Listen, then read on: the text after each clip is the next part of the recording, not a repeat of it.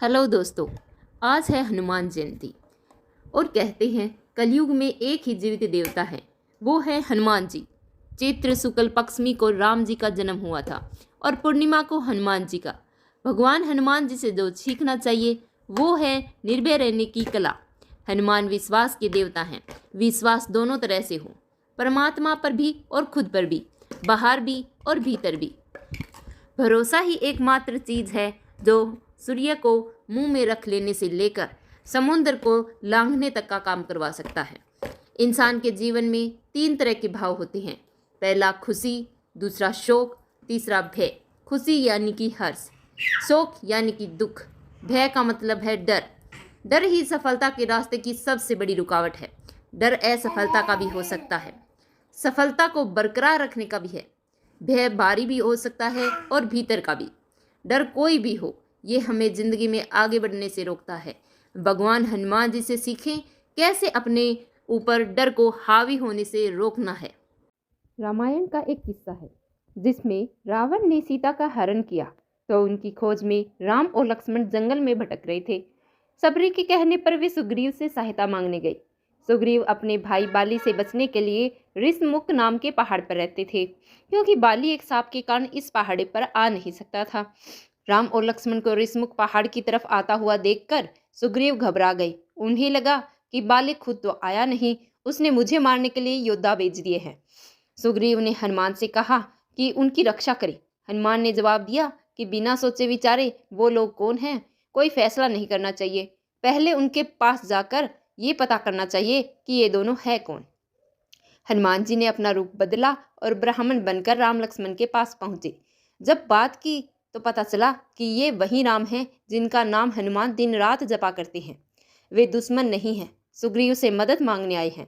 दूर से जो समस्या दिख रही थी वो दरअसल समाधान था। हनुमान जी सिखाते हैं कि किसी भी परिस्थिति में डरे नहीं, उसे समझने की कोशिश करें। हो सकता है कि वो आपके लिए मददगार साबित हो। इस कहानी से हमें सीख मिलती है, जो दूर से समस्या दिखे हो सकता है वो समाधान हो, तो हमें अपने कदम सोच विचार कर ही रखने चाहिए। डर को जीतने की कला में हनुमान जी निपुण हैं।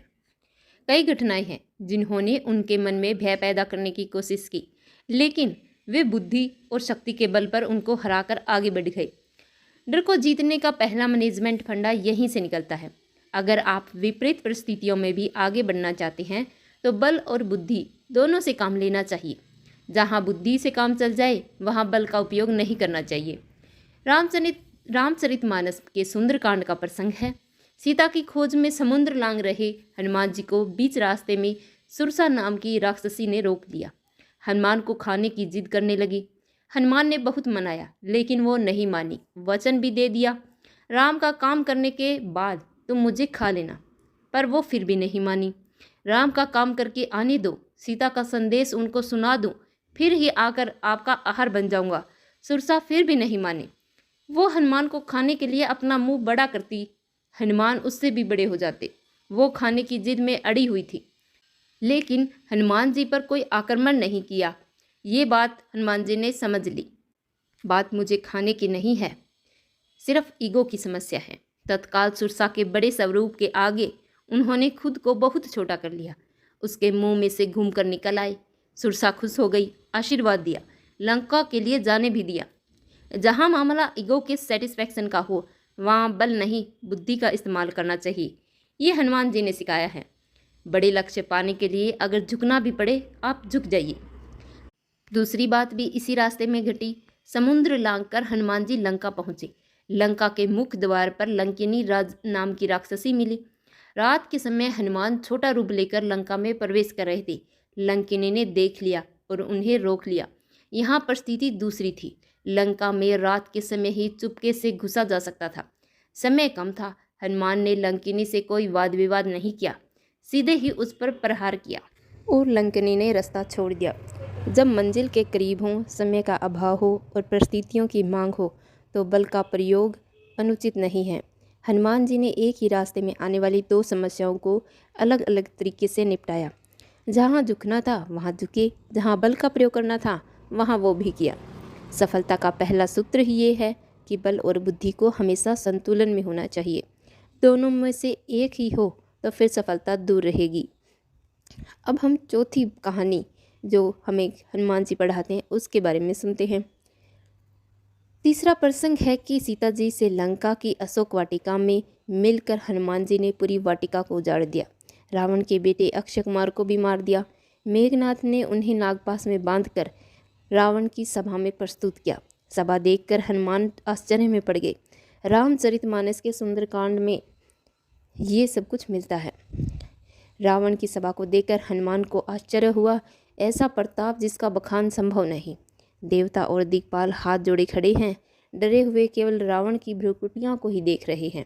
ऐसा प्रताप देखकर हनुमान जी के मन में कोई भय नहीं हुआ। वे ऐसे खड़े हुए थे जैसे सर्पों के बीच गरुड़ रहते हैं। रावण के वैभव और बल को देखकर भी हनुमान तनिक विचलित नहीं हुए। दुश्मन और बुरे लोगों के वैभव को देखकर उसे प्रभावित ना होना ये बहुत कठिन काम है। शत्रु के सामने बिना भय के रहें, उसकी ताकत और सामर्थ्य से प्रभावित ना हो, ये हनुमान जी सिखाते हैं। आपकी पहली जीत वही हो जाती है जब आप उसके सामने नहीं आते। अगर उसके वैभव का लेस मात्र भी असर आपके मन पर हुआ तो फिर जीत की राहें मुश्किल हो जाती हैं। रावण की पहली हार उसी समय हो गई जब हनुमान जी ने उसके सामने बिना किसी संकोच से उसकी गलतियों को गिना दिया। अक्सर लोग यहाँ चूक जाते हैं। दुश्मन के सामने आ जाते ही आधे तो उसकी शक्ति के आगे झुक जाते हैं। हनुमान जी के मन में ये बात दृढ़ थी कि रावण का जो भी वैभव है वो अधर्म से पाया हुआ है, पाप की कमाई है, इसलिए ये बहुत कीमती होते हुए भी बेकार ही है।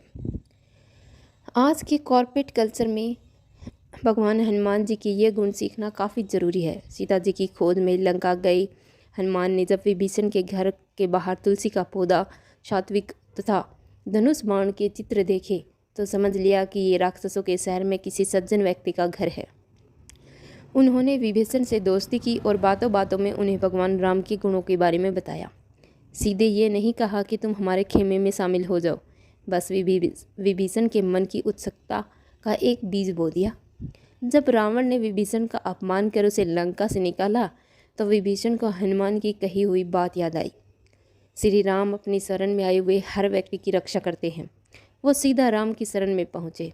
हनुमान जी ने समझ लिया था कि अगर लंका को जीतना है तो किसी ऐसे व्यक्ति की ज़रूरत पड़ेगी जो उस जगह और वहाँ के लोगों के बारे में अच्छे से जानता हो। उन्होंने बिना किसी सीधे कोई बात कहे विभीषण को राम की शरण में आने का संकेत दे दिया। ये कहानी हमें ये सिखाती है कि जब भी आप अपने दुश्मन के खेमे में जाए तो वहाँ भी अपने लिए ऐसे लोगों को चुनें जो जीतने में आपकी मदद करें। हनुमान जी के जन्म उत्सव पर हमने इन कहानियों से सीखा कि हमारे जीवन में आने वाली विपरीत परिस्थितियों में हमें कैसे अपने स्वभाव को सरल और कठिन बना के रखना है। किस समय हमें कौन सा कदम उठाना ज़रूरी है, ये हमने आज सीख लिया। यदि आपको मेरी बातें अच्छी लगी हों तो मेरे वीडियो को लाइक करें, कमेंट करें और मेरे चैनल को सब्सक्राइब करें। Thank you.